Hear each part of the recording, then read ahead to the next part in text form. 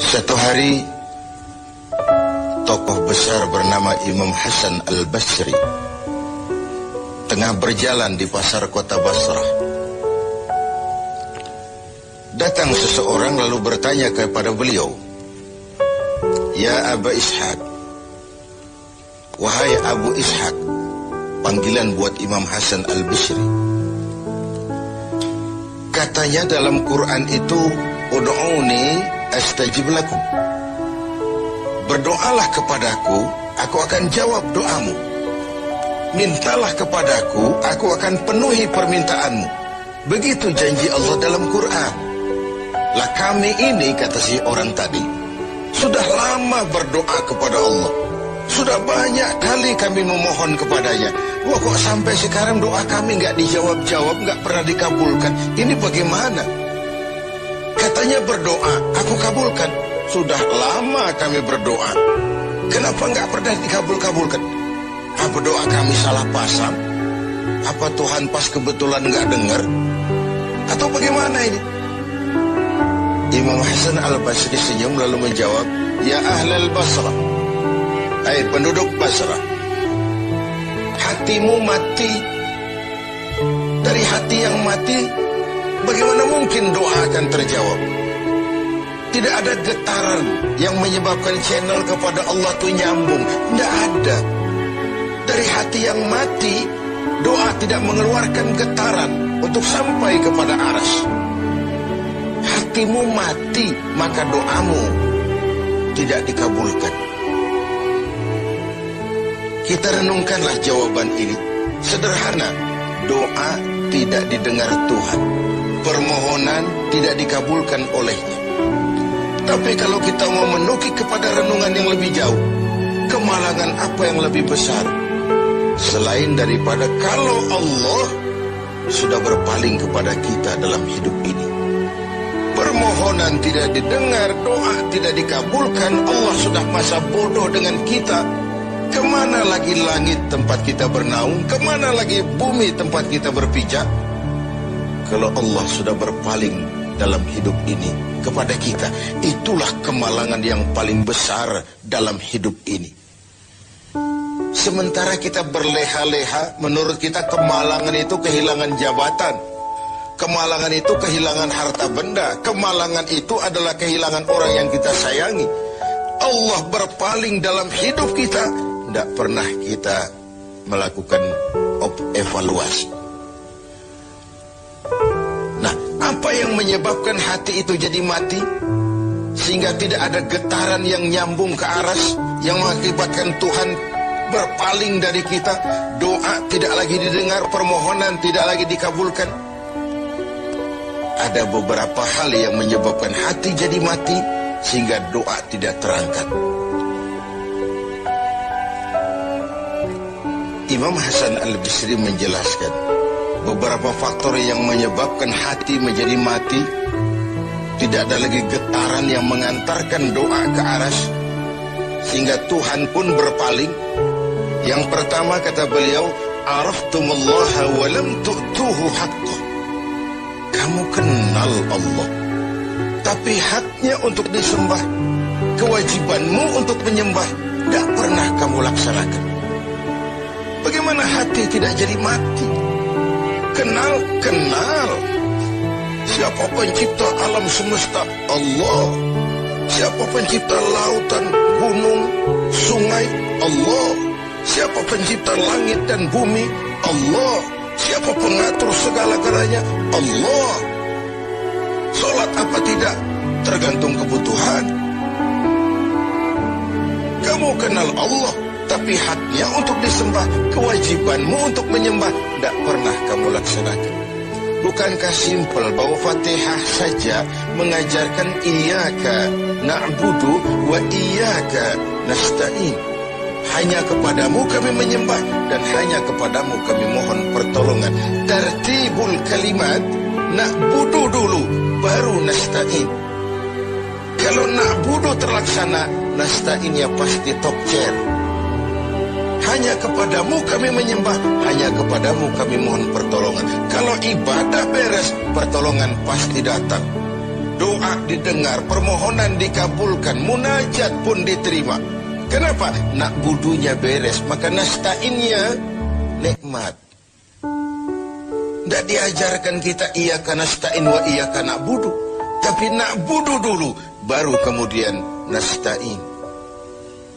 Kalau hati tidak mau mati, janganlah pengenalan kita kepada Allah tidak diiringi dengan pendekatan kita kepadanya. Bagaimana cara mendekat kepada Allah? Logika saja. Mau dekat dengan presiden, ikuti peraturan yang dibuat oleh protokolernya presiden. Mau dekat dengan gubernur, ikuti peraturan yang disusun oleh protokolnya gubernur. Tidak bisa mau dekat dengan gubernur bikin peraturan sendiri. Mau dekat dengan Allah bikin metode sendiri.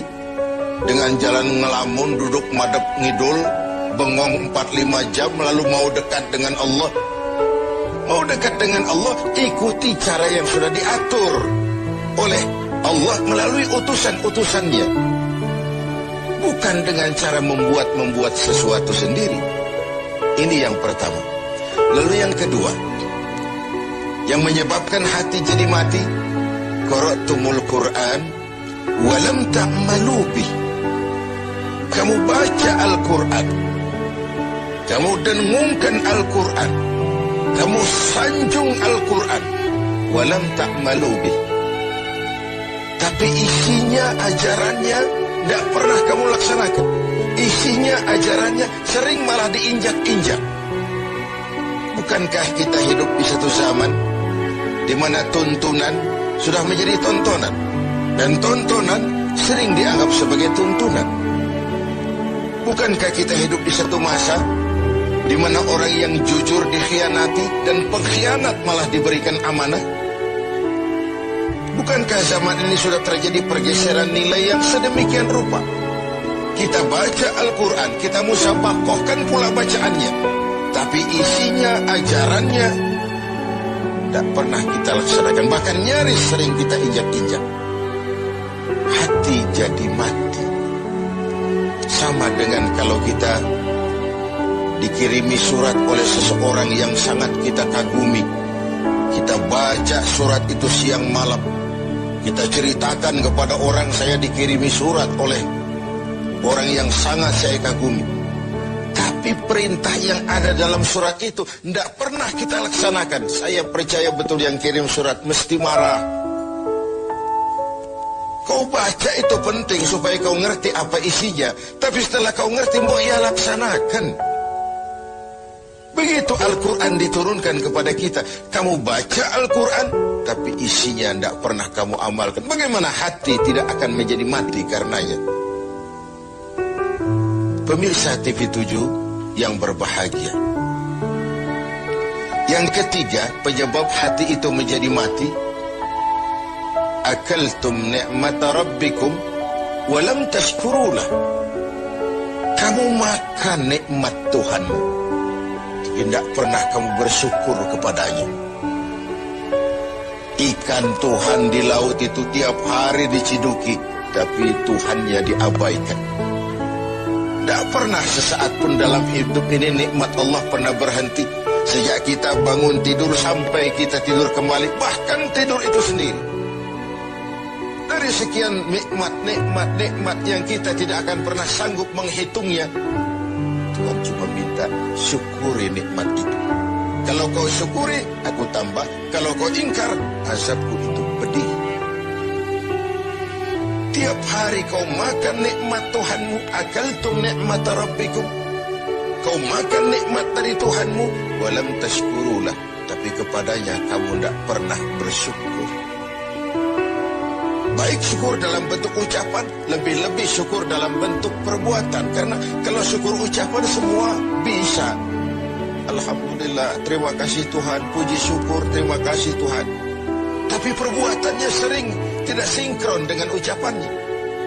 Kalau saya diberikan harta oleh Allah, mulut saya tidak pernah berhenti. Alhamdulillah Tuhan, terima kasih dikasih harta. Tapi pelitnya 17 setan. Rasanya orang itu baru syukur perbuatan, baru syukur ucapan, belum syukur perbuatan. Karena syukur perbuatan artinya mempergunakan suatu nikmat sesuai dengan kehendak yang memberikan nikmat itu. Allah memberikan harta kepada saya. Apa yang Allah kehendaki dengan menggunakan harta itu? Bagaimana kehendak Allah tentang penggunaan harta itu? Allah memberikan jabatan kepada saya. Apa yang Allah kehendaki dengan memberikan jabatan ini kepada saya? Mempergunakan suatu nikmat sesuai dengan kehendak yang memberinya. Itulah syukur yang sebenarnya. Ini yang keempat. Yang kelima, penyebab hati itu jadi mati. Qultum annal mauta haqqun wa lam tasta'iddu lah. Kamu yakin, kamu percaya, kamu tahu betul hidup akan berakhir dengan kematian. Namun kau tidak pernah mempersiapkan diri untuk itu. Baik menghadapi kematian maupun menghadapi yang lebih penting sesudah kematian. Karena mati pada dasarnya sebuah peralihan dari sebuah tahap kehidupan kepada tahap kehidupan yang berikutnya. Bukan akhir. Bahkan saya lebih cenderung mengatakan mati adalah istilah yang digunakan bagi orang yang sedang hidup. Sipulan mati itu kan kata yang hidup. Yang mengalami sedang pindah ke alam lain. Jadi tidak ada alasan hidup sulit bener, mending mati habis urusan. Tidak selesai sampai di situ. Tidak selesai urusannya. Hidup terus berlanjut di alam barzakh, terus berlanjut di alam mahsyar. Ini satu perjalanan panjang. Seperti kita akan berangkat keluar kota yang jauh, tentu kita harus menyiapkan bekal. Semakin jauh perjalanan, semakin banyak bekal yang kita bawa. Kalau Anda akan berangkat jauh, tidak bawa bekal berangkat juga, itu kan nekat sama namanya. Sampai ke tujuan belum tentu, sengsara di jalan sudah pasti.